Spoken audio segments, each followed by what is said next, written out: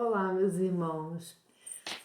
Hoje eu quero responder aqui a um e-mail que eu recebi, já tem um tempinho, óbvio que a gente estava falando de outros assuntos, mas eu pegando um livro aqui de Dom Estevão Bittencourt, chamado Católicos Perguntam, ele vai abordando vários temas, e eu dei de cara com esse tema e lembrei desse e-mail da nossa irmã, e ela pedia para que eu falasse da modéstia feminina, né? O vestir feminino, o comportar-se feminino. Então vamos fazer esse vídeo e vamos saber o que Dom Estevão Bittencourt fala, né? Porque é isso que nos interessa nesse canal. Em nome do Pai, do Filho e do Espírito Santo. Amém.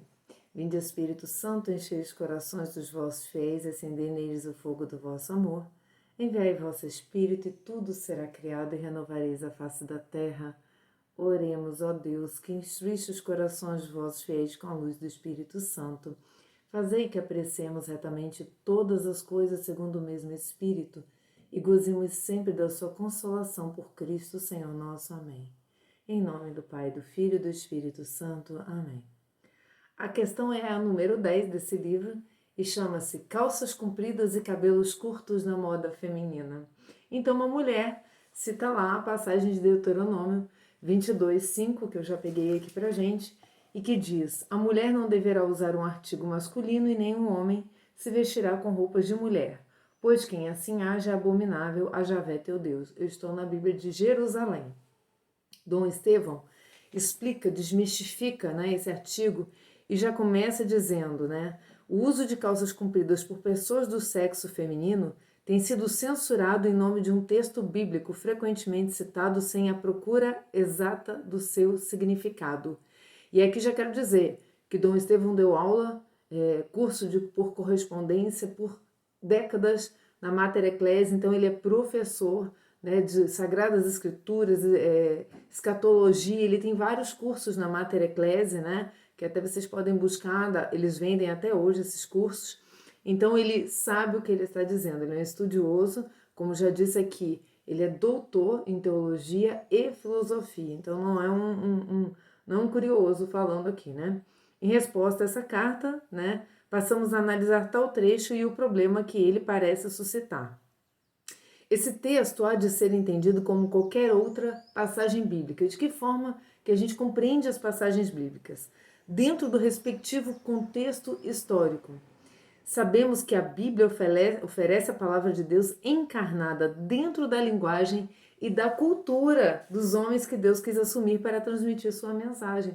Eu não posso descontextualizar uma passagem e dizer que, ok, para o que eu estou vivendo hoje isso serve também. Então isso tem que ser realmente traduzido, por quê? Porque senão você despreza a função real daquela passagem. E isso é grave, né? Então é importante sempre ter essa orientação. Ao procurar reconstituir o quadro histórico e cultural desse versículo, os comentadores unanimemente afirmam que o texto não tem em vista condenar o uso como tal de calças compridas por parte das mulheres, como se esse uso por si mesmo fosse uma provocação ao pecado. Seria uma questão objetiva. Usou calça, está provocando o pecado. Né? E o pecado nem é algo objetivo. O pecado é algo que depende de um prévio consentimento, de uma prévia noção que você tem dele. Né? Então, o pecado não é algo que se confere como algumas regras objetivamente. Né? Você fez, você está condenado. Não, não é assim. Então, isso é um radicalismo não saudável, né? E a gente também está vendo isso muito dentro da igreja. Tem que tomar cuidado. E letra B, ele vai dizer que nem tem o objetivo de defender diretamente as diferenças naturais existentes entre o sexo masculino e o feminino, mas ele foi redigido em vista de certas práticas usuais nos cultos pagãos da Síria e de Canaã. Práticas que davam ocasiões a ações grosseiras e imorais. É preciso explicar essas práticas, porque isso faz parte também da nossa cultura religiosa judaico-cristã, né? Porque esse, vamos dizer, faz parte da história do povo judeu, né? O antes de Cristo, o Antigo Testamento. Então vamos ver o que Dom Estevão nos explica. As prostitutas e os prostitutos sagrados. É notório o fato de que entre os pagãos se praticava a prostituição dita sagrada. Chamava-se hierodula, servidora do santuário, a pessoa que podia ser do sexo masculino ou feminino que se prestava à prostituição sagrada nos templos. Tanto o homossexualismo quanto o heterossexualismo podiam estar podiam então ser cultivados. Olha a loucura, né? Em consequência, não era rara a figura do travesti. Ok, mas aqui a gente não está falando do povo de Israel. Até aqui a gente está falando de culturas pagãs, mas prestem atenção. A prostituição sagrada existia nos santuários egípcios e mesopotâmicos de Ísis e Istar, principalmente, porém, nos templos de Astarte em Canaã, na Palestina, né? E sob influência dos cananeus, isso vai estar em Números 25, do 1 ao 8, o mal penetrou também no culto israelita. Aí o que acontece? Como todas as outras adorações e desvios do culto israelita, esse mal, essa cultura dessa prostituição sagrada, entre aspas, foi trazida, foi contaminar o culto israelita. Compreendemos então que neste contexto histórico e geográfico, a lei de Moisés proibisse tal uso e excluísse das ofertas feitas no templo do Senhor o salário de uma prostituta, o qual era também chamado salário do cão. Isso está aqui na Bíblia de Jerusalém, num comentário de rodapé, que Dom Estevão também faz alusão a ele, a gente vai ler daqui a pouco. Não haverá, né? Essa passagem está em Deuteronômio 23, 18 e seguintes. Né? Não haverá, então, essa passagem que a gente leu no início do vídeo, prostituta sagrada entre as filhas de Israel e nem prostituto sagrado entre os filhos de Israel. Não trarás à casa do Senhor teu Deus o salário de uma prostituta, nem o pagamento de um cão por algum voto, porque ambos são abomináveis ao Senhor teu Deus. Se você pegar aqui, olha, na Bíblia de Jerusalém, no comentário está: a prostituição sagrada era uma tara dos cultos cananeus. Ela havia contaminado Israel.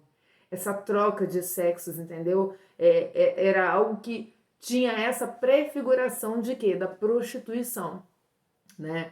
Então, o cão designa com desprezo o prostituto, a pessoa que vende o seu corpo, né? E aí depois quer ainda oferecer dinheiros lá, porque daí você quer miscigenar, trazer para dentro do seio do povo de Deus uma cultura pagã, né? O dinheiro de um culto pagão, de um culto profano. E aí é o que está proibido aqui em Deuteronômio, tá?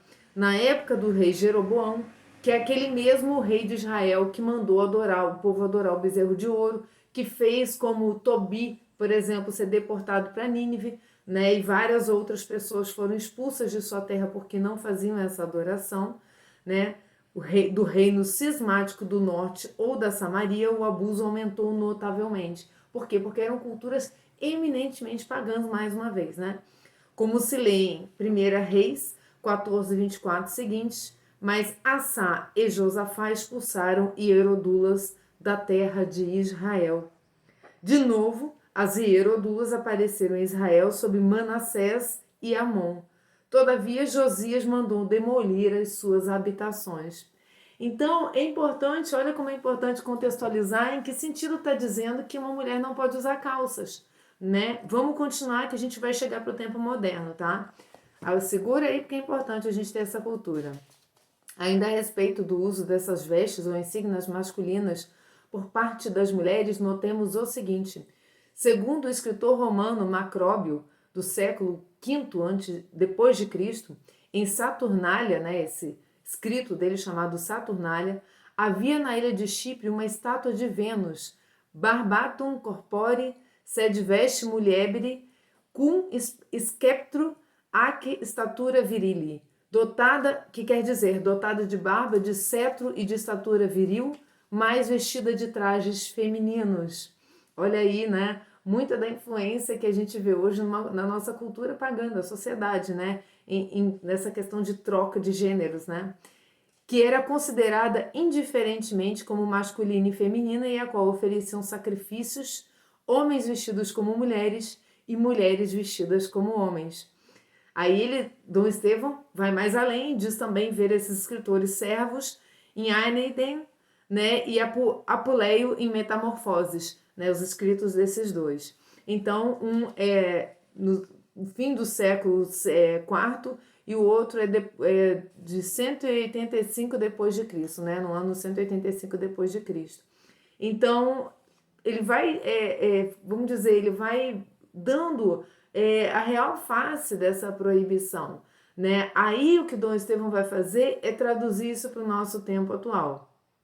Então, por conseguinte, ele vai concluir essa etapa dessa análise histórica, dizendo que não pode restar dúvida a respeito do caráter circunstancial e delimitado geográfica e historicamente da proibição de Deuteronômio 22:5, né? E passando ao plano da teologia moral propriamente dita, aí sim, vamos traduzir o ensinamento, o magistério da igreja. Dom Estevão vem agora transportar isso para os tempos atuais, e que é importante as mulheres ouvirem, mas também os homens ouvirem, né? Porque fica parecendo que isso é um assunto feminino, e não é. Esse é um assunto de ambas as partes. Por quê? Porque a questão da modéstia é algo que nasce, né, da ausência de querer aparecer no lugar de Deus, né? De querer que a sua expressão, isso é uma coisa também muito pagã dos tempos atuais na nossa sociedade, né? É querer que a sua expressão física, que sua busca física seja algo a ser exaltado como um grande trunfo que você tem para oferecer, né? Enquanto que o que de mais rico a gente tem para oferecer não é o nosso corpo, não é a nossa aparência, né? É o nosso coração sincero, né? Na busca da salvação dos nossos irmãos, né? E em viver de forma coerente e fiel à nossa própria fé. Dom Estevão vai dizer: uma veste deverá ser tida como imoral se provocadora ou excitante da concupiscência depravada. Assim, toda roupa que deixe descobertas, faça transparecer ou ponha em evidência partes sexuais ou erógenas do corpo humano, torna-se via de regra excitante. Por isso deve ser banida como imodesta e imoral. Então, quantos vestidos e quantas saias a gente tem que são imodestos e imoral? Então, não é porque eu estou usando uma saia, não é porque eu estou usando uma blusa fechada até aqui, que ela vai ser moral, modesta, não. Ela pode estar marcando o meu corpo, né? Ela pode estar dando para o outro fonte de quê? De imaginação. Eu posso estar aguçando, né, essa imaginação. Isso que Dom Estevão está querendo dizer. Essa questão de tapar as partes que aguçam é uma questão também de caridade para com o próximo, né? É não provocar no coração do outro algo que às vezes nem está passando pela cabeça dele, até um sacerdote, né? A forma como a gente se apresenta para um sacerdote, a forma como a gente vai rezar, como a gente vai se colocar dentro da igreja, não é uma questão meramente conceitual, é uma questão que tem a ver com a nossa expressão cristã, o nosso modo cristão de viver. Verifica-se, porém, continuando Dom Estevão, que o uso de calças compridas hoje em dia por parte das mulheres não costuma excitar nem seduzir para o mal. Isso ele está falando da calça comprida decente, ele acrescenta. Tornou-se algo de natural e geralmente aceito, sem chamar a atenção do público, a não ser que as próprias calças, por sua índole colante, imagina Dom Estevão falando dessa palavra, que engraçado, né? Sejam feitas para provocar os instintos sexuais. Né? Então, na verdade, é muito da intenção com que você faz aquilo e da sua capacidade de auto-perceber-se como uma pessoa que está provocando e que poderá provocar. É um olhar-se no espelho e ter uma autocrítica, um auto-julgamento. Para que eu estou usando essa roupa? De que forma eu quero que essa roupa produza seus efeitos? Para eu me sentir confortável, bem, tranquila? Ou é para eu mostrar algum atributo físico? Ou para até esconder, né? Algo que não tem nada a ver com atributo físico, né? Se eu tenho algum complexo, né? Isso também não deve ser levado em conta. Então eu não vou usar saia até o joelho porque minha perna é assim. Então eu não vou usar calça até... Então essas coisas a gente tem que estar desprendido, porque todas elas são questões físicas, né? E tem a ver com o quê? Com o nosso interior, com a forma como a gente expressa a nossa fé. Eis porque Dom Estevão vai dizer: não se vê razão para condenar o uso de calças compridas por pessoas de sexo feminino em nossos dias. De mais a mais, tal traje é muitas vezes mais decente do que certos vestidos ou saias. Ele não está com razão? Está com razão. Quanto ao uso de cabelos curtos, né, porque era outro tema que era para ser abordado, porque caracterizaria a mulher como homem, né, apliquem-se os mesmos princípios. Se o corte do cabelo é feito para chamar a atenção desordenadamente ou para provocar impulsos, é condenável. O que eu estou falando é tudo que sai do teu coração, né? O que sai do teu coração é que vai condenar, né? E óbvio, tem coisas que são objetivas. Uma mini saia é algo objetivo. Não tem como, não vai sair do seu coração se você tiver de uma mini saia, se você acha que não vai provocar. Você vai provocar olhares, né? Então, se você quer, então arque com as consequências disso amanhã, não é isso? Então, a igreja, ela está aqui conduzindo, ela está mostrando qual é a teologia moral né? Qual é a questão moral da história? Então, ela vai dizer que acontece que em nossos tempos o cabelo curto da mulher se tornou algo de moralmente neutro.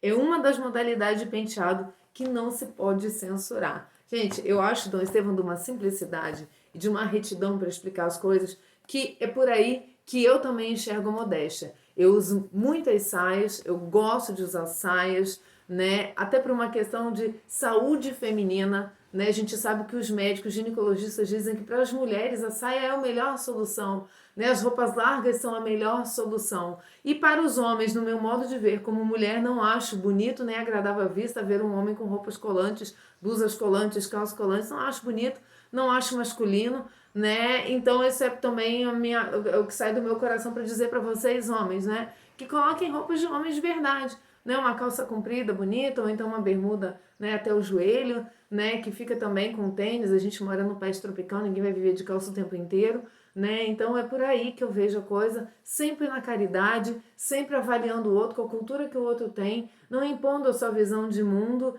e simplesmente oferecendo o conhecimento da igreja, né? O que a igreja nos ensina? Eu que acabei de apresentar através de Dom Estevão Bittencourt. Fiquem com Deus, até mais. Salve Maria.